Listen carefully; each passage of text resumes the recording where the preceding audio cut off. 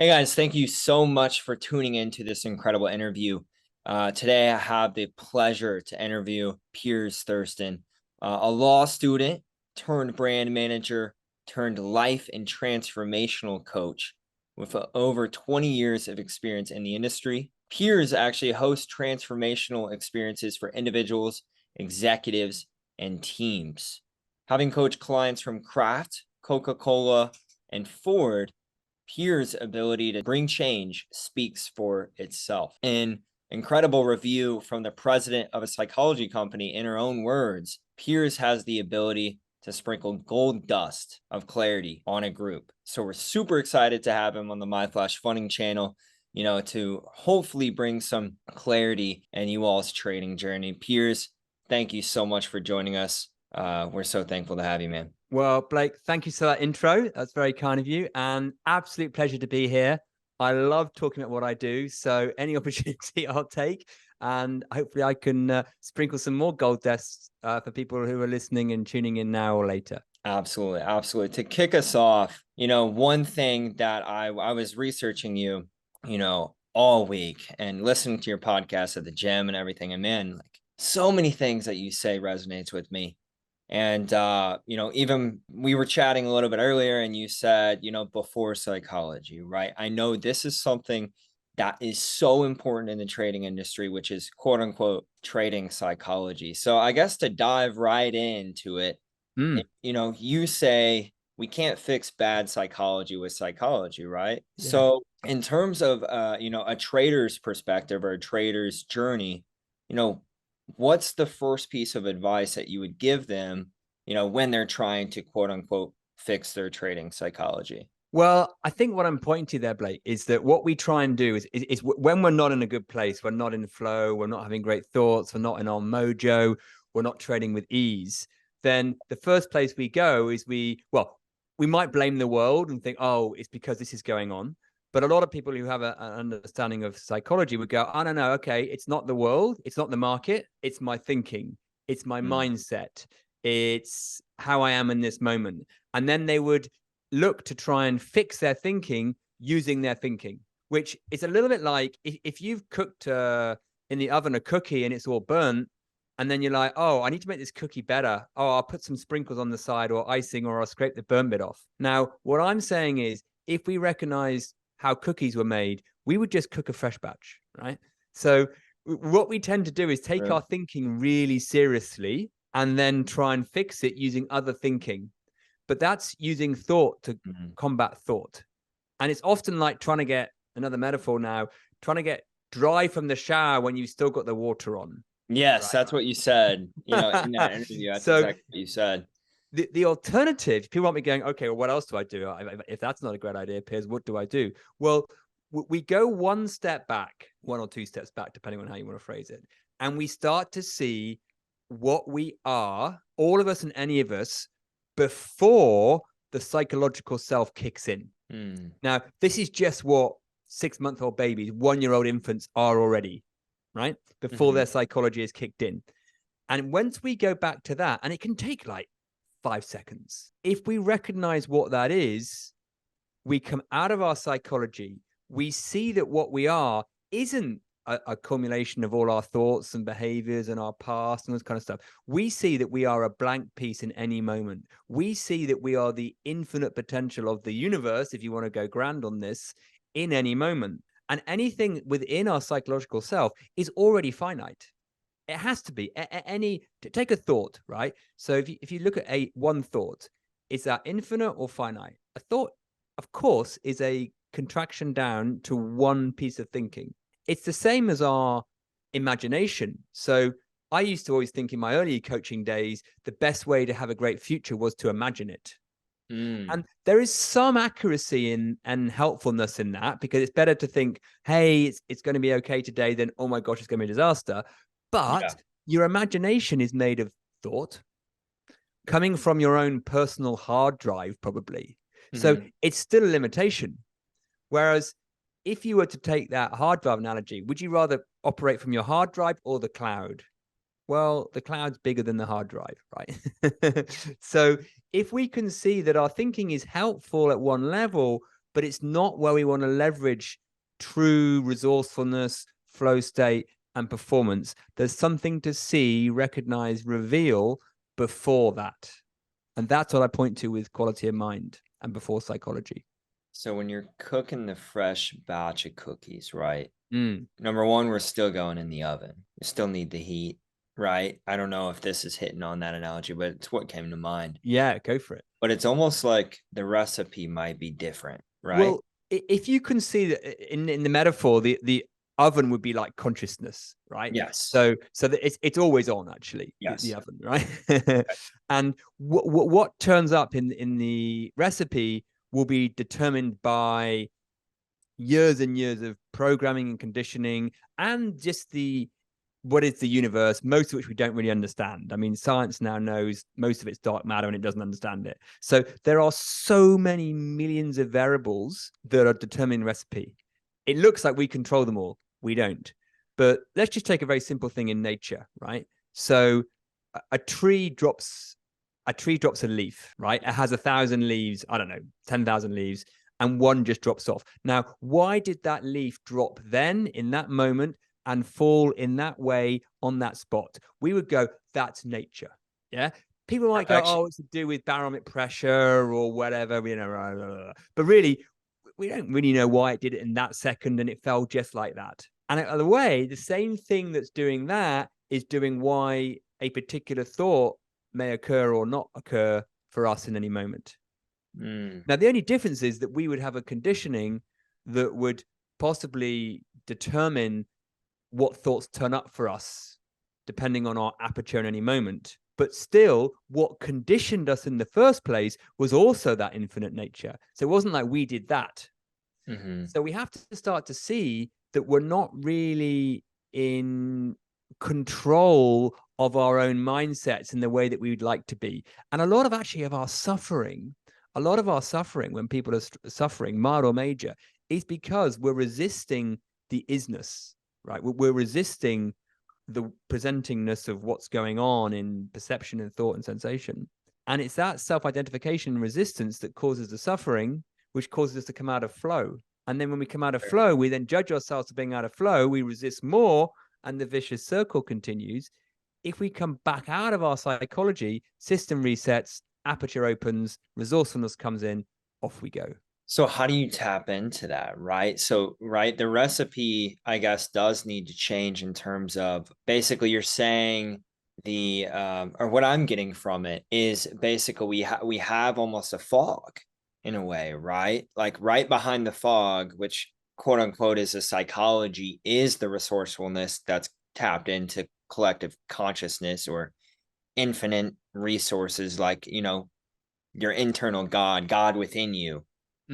Is how do you look beyond that fog? Is it a look, or how do you tap into it in terms of that? Well, and that's what I do with my work, is I help people see that. And fundamentally what we need to do is have a realization about a really innocent, mainly invisible case of mistaken identity and misunderstanding that we have in society. So we've basically been taught that me, you, Blake, Piers, the self is the epicenter, right? So when a young baby starts to have a name and we get told, that's you are separate, you end at the end of your fingers and the end of your head, you see the world, if you see that tree or that car over there, that's you seeing it as a separate body mind. The world is outside you, and here's you with your brain being the start of everything. Now, that's what we've been told. And therefore, when you go into the world, you need to make sure you have the right thoughts and behaviors to be resourceful, successful, and happy, right? So, and at a very practical level, if someone says, tell me about you, you would say, well, I would say, I'm Piers, I'm 50 years old, I live in Berkshire in the UK, I've got 2 children. Oh, tell me more about yourself. Oh, I'm kind of, I'm kind of happy, lucky, funny guy. I like cycling and hiking, right? That's what I would say. Now, that's me at one level. That's me, avatar me, right? That's not the thing that is most essential or fundamental about me or you or any other of the 7 billion of us. There is something way more fundamental and essential about all of us that isn't the collection of thoughts that's me. Now, when we recognize that, is what we essentially are. It moves the needle on what you were just saying about getting behind the fog clearing from your psychology. So we have to undo this innocent misunderstanding that we are this separate me, because the separate me is what causes all the resistance to the isness. Are there actions? Is it a physical action to get to that point? Or it's a great question, because I'm like, well, how do I point people there? Because it feels yeah. very esoteric and weird and like profound and like what's going on. The best way for people to explore this is so super simple. It's actually odd, right? It's what's called direct inquiry. Now, direct inquiry is when we, in any moment, right now, any moment, we explore the nature of reality. But here's the key thing. We do that without any reference to anything we've conceptualized, taught, been told in the past, any symbolism. We just go direct. Almost imagine you are that 6-month-old baby, or you're like a Martian, an alien come down, dropped into this Blake or Piers, right? And hasn't been to school, don't know anything about anything, haven't been told about the brain, all that kind of stuff. And you just look from direct experience. And when you look from direct experience without referencing anything else, you start to see some really fascinating things. You start to see that there's a difference between what we're aware of, which is a thought, a perception, a sensation, a feeling, and the awareness itself, right? We start to see there's a difference. Normally, those two things are merged together, right? So right now, if I said to you, Blake, are you aware? You'd say, I mean, I personally don't know if I've been extremely present, in the past little while. no, but I mean, forget that for a Awareness moment. of being present, I feel like I am aware of that. Right. No, I don't mean at that level, right? So I mean really simply, right now, not what are you aware of, does Not it in the feel present, physical. but are you aware? Yes. Yeah. Now, is it ever possible to say no to that No. question? Right. Could anyone ever say truthfully no to that question? No. No. Right. So we are all aware. That's just being alive, right? That's a fundamental being alive awareness. Now, question, what is aware? When you say I'm aware, what's aware? Now, if you go into what you've learned, you could come up with all sorts of things. It's my brain, it's my eyes, it's me, it's myself. You could go into all sorts of things if you go into kind of like what you've learned. But if you look directly into what's aware, it's really quite hard to answer, because all you come up with is things you're aware of. Oh.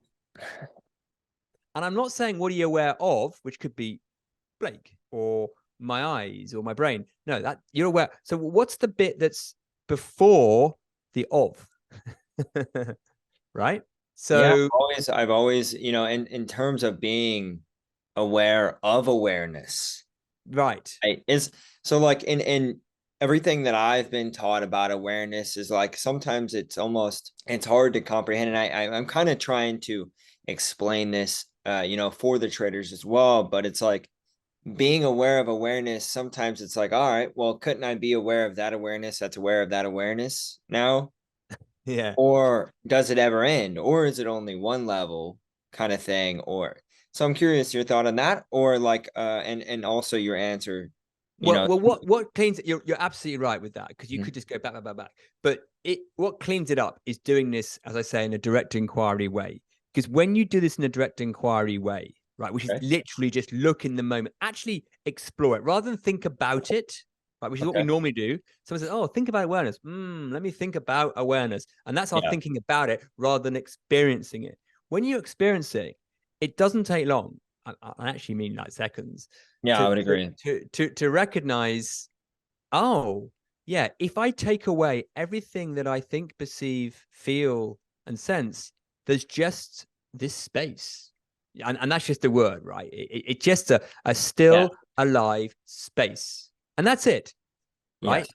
Now you could go, but you're aware of that. Well, I'm only aware of that because I'm telling you about it afterwards. But in the moment, right? Because actually the truthful answer is, when I ask someone that question, what's aware of being aware, they're normally a big pause, right?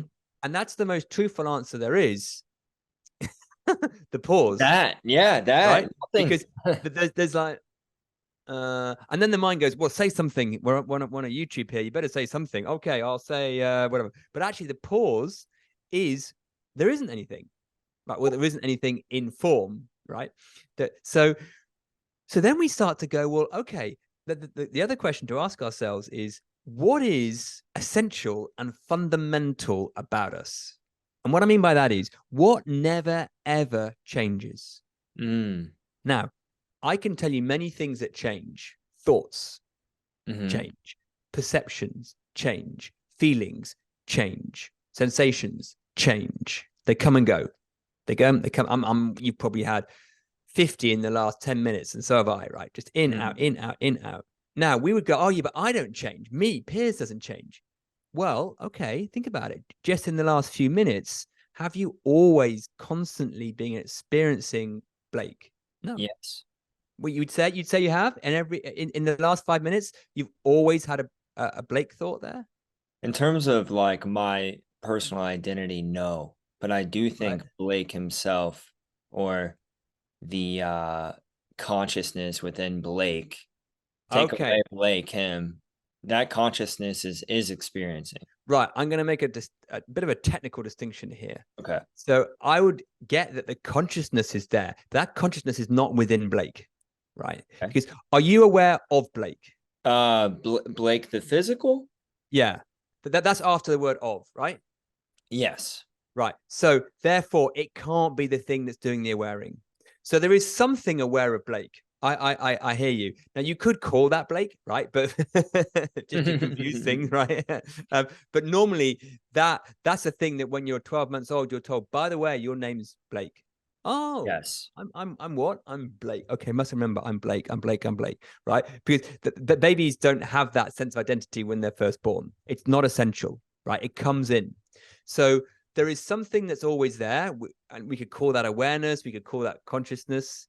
And then that is aware of this Blake, this collection of thoughts that is known as Blake, right? So the separate self is not the epicenter. It doesn't always start there. So are you only awareness? All of us are only awareness at that fundamental level. We then within our psychology become Piers and Blake and 7 billion other individuations, right?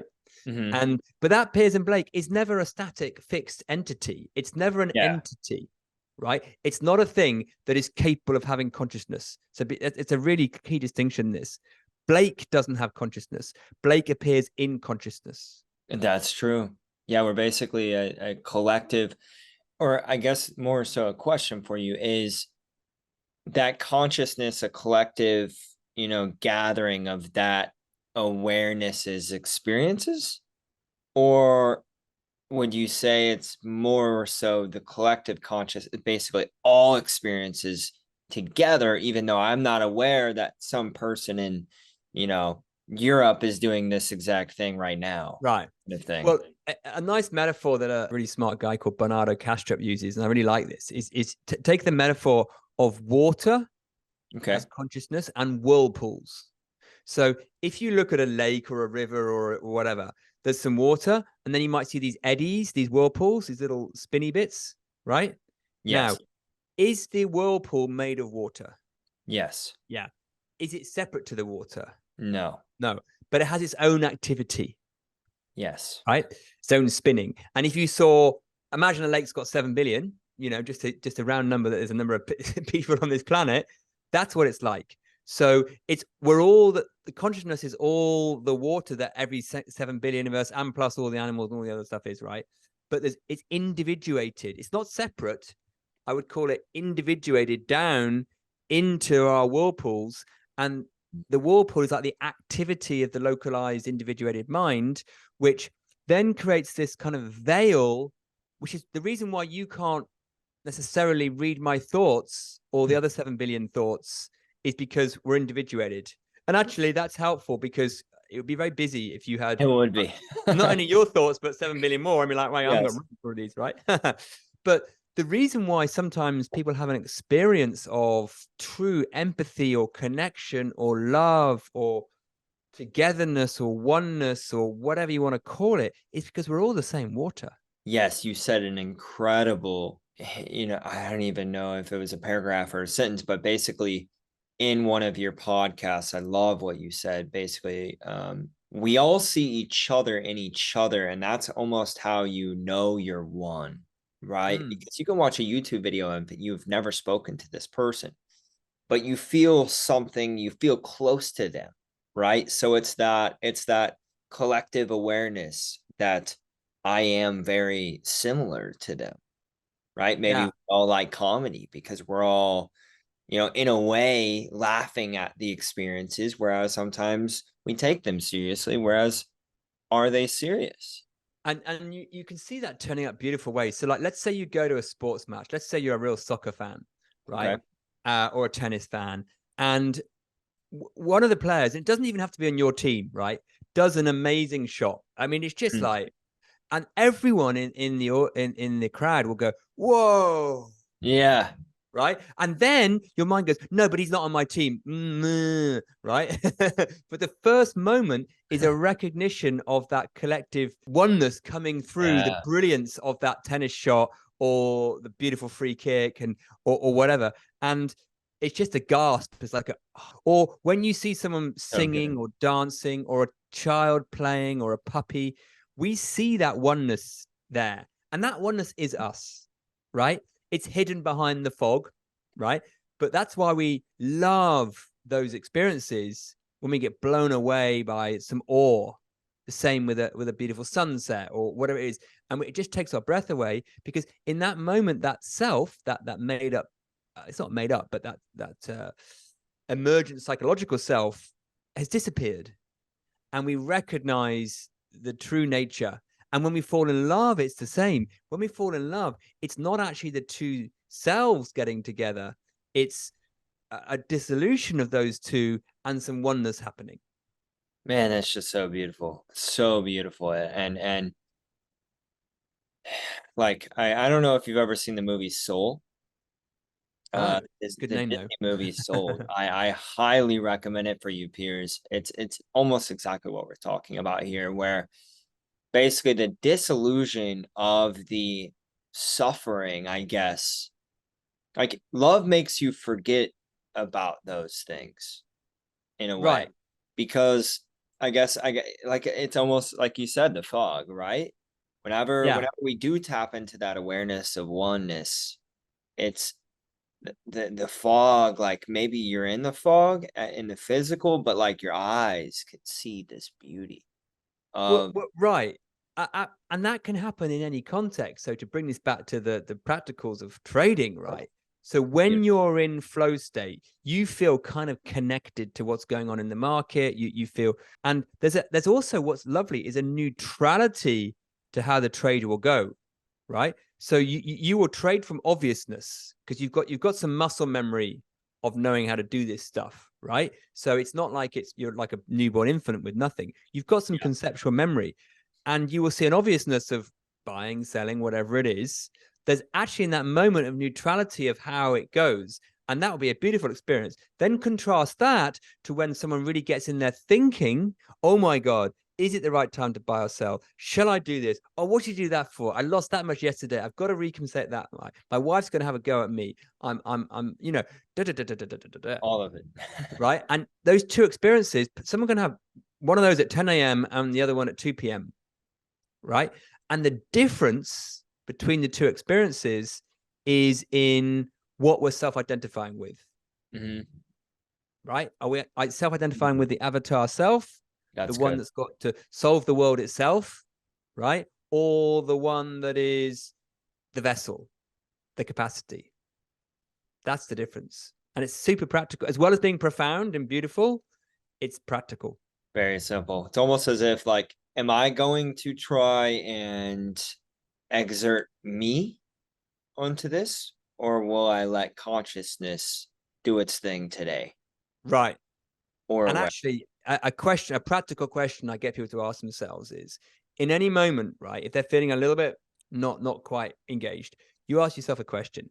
In this moment, am I heading further into my psychology, into myself, into my thinking, my layers, my attributions, my, am I heading that way down into my psychology, or am I coming back up? Am I coming back out of the self into this essence, right? Back into awareness, consciousness, what it is, what I am at my true level, which is, of course, infinite, right? There's still aliveness of infiniteness there. So which way am I heading? And and a more common way of saying that is, am I in my head? That's great. Right? Or am I coming back out? Now, what stops people doing that is that they think, but I've got to be in my head, or there's nowhere else to go, that they don't think there's any other option apart from being in your psychology. Mm-hmm. And what we're pointing to with quality of mind and before psychology is, yes, there is, right? It's available. But it's so, in a way, this is the beautiful irony, paradox. It's so ordinary, we miss it. Agreed. It's so simple, our psychology doesn't let us see it sometimes. Mm-hmm. Yeah, it's like the heaviness, right? I think that's how it feels. It feels heavy. Yeah. Where you have to force the day. Yeah. But then some people believe that heaviness is what life is. So some people, and this is so fascinating, that they will go, well, that isn't my aperture or my mind. Life's hard. Life's heavy. So then they don't get to see what you're seeing, which is, well, when it feels heavy, that's the system intelligently telling me to back up. Yeah. Oh, man. They think, oh, no, that's circumstance. It's bound to feel like that. That's just what being alive is. Yeah, that's so beautiful, Piers. And I think a lot of traders will resonate with that. I'm super happy we circled back to that, just because, as a trader, losses seem physical and they seem like, it's our fault, or and maybe some of it is tweaking the system, but it's also, tomorrow maybe come to the computer saying, and you can jump in here too, Piers, but for me, I always like to come to the computer and realize that, this market is completely emotion that I'm reflecting on it. It has nothing more to do with that than anything else. And, the way that I view the market today or tomorrow is based on, in a way, how I perceive myself in the world. And that's why I loved trading. I actually think that's truly why I, in a way, attracted trading, just because it's so introspective. And, I just love what you say. And I love the idea truly of just, in a way, backing up. One thing that you said is nature has evolved to procreate, not see the world in awareness, right? So it's almost like we naturally want to go down that psychology rabbit hole, rather than like, all right, let's just realize that I'm actually just here, and maybe this is my thoughts. But yeah, and the more that people can spot that, respect that, calibrate to that, the more they'll find ease and flow in what they do. And I think, we just have to be, that there's just a respect to that. And, I always say you would never drive the car with a dirty windscreen, right? You would clean the windscreen, then drive. Now, a lot of us are driving, metaphorically, driving with our apertures contracted, right? Making trades, and we shouldn't, the mind's not in the right place. It's going to make dumbass decisions, which we're going to, so respect the mind as a variable, but don't get indulgent. Respect it as a variable, but don't get indulgent to the thoughts, because that's heading further in to the psychology. Yeah. Right. So you can't fix, as we started this conversation, you can't fix your psychology from inside your psychology. You have to back up and see. And the more we allow the system to do that, which it will do it by itself, once it recalibrates, it will auto do that. Right? It's not a manual process. I mean, it does that every morning when it wakes up from a dream. It was in one, and then it flicks. And it takes a second. And the dream can be as scary as you like. It can be like a really heavy dream, like, ah! And then you wake up and bing, it's gone. We don't need therapy to get over that. Why? Because we see it as real and never true. The problem when we're awake is we think it's different, but it's not. It's the same. When we're having a dream, when we're asleep and awake, it's actually the same thing. That's so good. Right? So good. So once you see it like that, it pops, the windscreen clears. It's like the fastest demist you've ever had, Yeah. and off you go again. That's so true. Yeah. Even when you like, you don't forget the dream, you can remember the dream, but the trauma from the dream is not connected. You kind of laugh at it with your mates. You You said, "Do you know? know what I dreamt last night? I dreamt Yeah. I was flying or something." You know, whatever it Yeah. is. The craziest things, right? Like Yeah, aliens and whatever. But I was riding on a couch in the sky kind of thing. yeah, Yeah.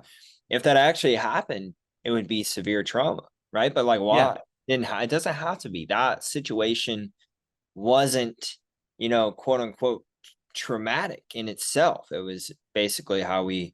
connected.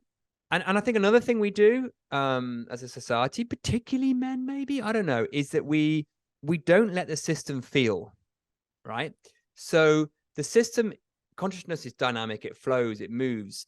If we resist a feeling, right? If we resist the feeling, it kind of sticks.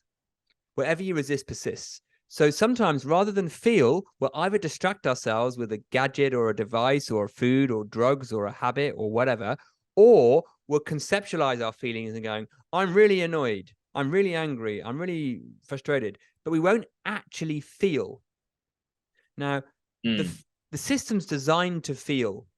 Just like a 2-year-old will feel everything. If 2-year-olds is like, yay, bring it on. I love feeling. I love tantrums. They don't resist, right? And then when they've done the feeling, they're done. Whereas we as adults, we think, well, that feeling's not good. I'm going to try and avoid it, or I'm going to conceptualize it and think about the feeling rather than feel it. Now, all we have to do is bring a feeling in close, allow the system, the consciousness, the whirlpool to move again, and then it's done. Awesome. Yeah. So I know you had just finished your thought there, I believe. So I was talking about feeling, right? I was Yeah. talking about how accidentally we either distract ourselves from feeling or conceptualize feeling. And what that does is the system wants to be in flow, it wants to be in dynamism, it wants to move, consciousness moves. So we're designed to feel, right? And if we resist a feeling or conceptualize or distract ourselves, we get stuck on it. Wherever you resist persists. Mhm. So actually, one thing we need to get better at, especially as adults, is allowing feeling to happen, because we're designed to feel. There's no feeling we can't have, right? It's like the sky is designed to have weather. It's not like there's weather the sky can't handle. A TV screen is designed to show a movie. It's not like a bad movie will break the screen, right? But for some reason, the self decides to protect itself from certain feelings. Mhm. And in doing that, it resists the feeling, which gets us stuck again. And then that aperture gets contracted. That's just so good because I think there's certain actions, we take that we have a very deep connection to thinking that this takes me out of the moment or this is going to hurt me. Right. Yeah. And we can hold on to that action for weeks or months or years, Yeah. thinking, man, only if I never would have done this 2 years ago, I know it's still affecting me. Well, does it have to? Yeah. And the things we avoid because of that, you're absolutely right. And it might be as simple as having a conversation with someone or starting a new venture, a new bit. We're avoiding, breaking up with a relationship or whatever it is, right? But the simple way to test this, right? And I love this, the simplicity of this, right? Mhm. Get in the shower, have your shower, crank it round to cold, right? Now, the first thing the mind will do is go, oh my God, that's ridiculous. Stop it, stop it, stop Yeah. it, stop it, stop it, right? As soon as you go neutral on the thoughts and allow the sensations just to be. So you allow the thoughts to go neutral, but you bring in the sensation, right? You don't try and resist it. You don't try and push it away. You just stand there under the water, let the thoughts be noisy, don't do anything to them. And 15, 20 seconds in, hey, a cold shower doesn't even feel like a cold shower. It just feels like a sensation, right? And that's amazing how, as Very an true. example of how the system can feel when it doesn't buy into its thinking and when it brings sensation in. But Yes. we're really bad at not bringing sensation. Well, at kind of distracting or conceptualizing sensation. That's so true. I mean, and cold showers have so many benefits. It's a great analogy. I mean, they have physiological benefits, but Yeah, I'm more I know what talking you're from saying. I know just what you're yeah, saying. It's more so, even, stepping on spikes, right? It's like, well, physically you might get hurt, right? Your feet will hurt. But in a way, you could just become aware that of the sensation. I have an attachment of hurt or physical pain that makes me do a certain action. Whereas it's really just a feeling. Yeah. Or an awareness of yeah. the sensation. And we can, that's what we're great at. We can set, feeling is what we do. The system's designed to feel. So why do we go through life trying to avoid certain ones and chase other ones? That's true. Same as boredom, right? I mean, nowadays, particularly with smartphones and devices, people just, the idea of not having a phone or not having something to do, they get about 2 or 3 minutes of boredom and then they reach for the device. Now, if they just lean into that, right? Ignore the thinking, bought into the feeling, it goes. It goes. Oh, ignore the thinking, buy into the feeling. Right. So this is so key, right? What we normally do is buy into our thinking and narrative and slightly avoid the feeling. I'm saying reverse that, right? So normally we buy into our thinking, all the meaning of why you've got this sensation. It's coming because of this. This is happening because of this. It's happening this. Or I'm used to this. Or this always happens. Or we normally, so ignore the thinking, totally neutral on the thinking, and bring the feeling in. Because we normally do the opposite. We normally buy into our thinking, ignore the feeling. I'm saying flip that. Ignore the thinking, bring in the feeling. That itself, if people did that, it would change loads. Sit in the anxiety, right? Obey the anxious. Yeah, but you ignore all the thinking saying it's anxiety, saying, oh, this is you, right? And you know, I say you practice it in the shower, because when in the shower you have all this thinking coming in and you just let that go. You don't chase it away, because that's resistance, right? Don't try and chase the thinking away. Allow the thinking to be there, but just make it Teflon, right? It's just flips through, and bring the feeling in. Sit in the feeling, knowing, going back to what we were saying earlier in the conversation, it's not happening to you. Yeah. Right? It's happening in awareness. So you can't be damaged by that. Whatever we feel, think, perceive doesn't damage the true you. So you can have the feeling. That's okay. So you can have it. It's not a problem. That's great. Piers, it's been an absolute pleasure, being able to speak to you. I feel like this was almost just a healing session. I'm sure everyone who watches it will feel very similar, and take away some awesome insights just in terms of how we can live.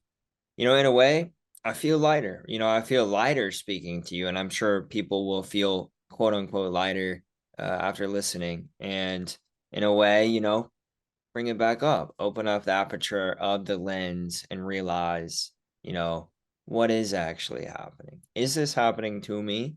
Do I have to feel heavy today? Do I have to feel like the world's crumbling on me? Is it ever? Will it ever? And I think, just realizing the sky is blue and the birds are still singing. I think that's to me, that's always humbled me and made me realize, like, I think I would I would agree with you and go one further, that even when the birds aren't singing, the sky is gray, it's just the isness, right? And that's okay. Our preference for a blue sky or a singing bird, yeah, nice. But it at one level, there's just what is. And if we resist what is, we suffer. If we're just like, oh, that's what is, that's okay. Now, the paradox and the irony of that is when we see the neutrality of that, it does seem like the sun shines more and the birds sing more and more great stuff happens. But that's not because we're seeking it and wanting it and needing it. It's just because we're in alignment, we're in sanity. And that then brings beautiful things into the world, because it's a beautiful consciousness, right? But the irony is we have to start from neutrality rather than, I need the sky to be blue. So that's the difference to see. And it's a great one to see. And when you see that, you're like, oh, I'm okay with the neutrality. Then the world just seems a better place. But not because you need it to be, just because it is. Maybe your blue sky and the birds are singing are actually the dark sky, and it's right. Absolutely. I mean, it's the winter in the UK here. We don't have a blue sky for about a week. we don't get a lot of it at the moment, but it's just what is, right? And if I go, oh no, I'm only happy when the sun shines, well, that's the self making up some stories about what has to happen. That's resisting the isness. Right? Yeah, and as we're kids, right? I mean, I keep going here, but basically you said, as a 12-month-old, right?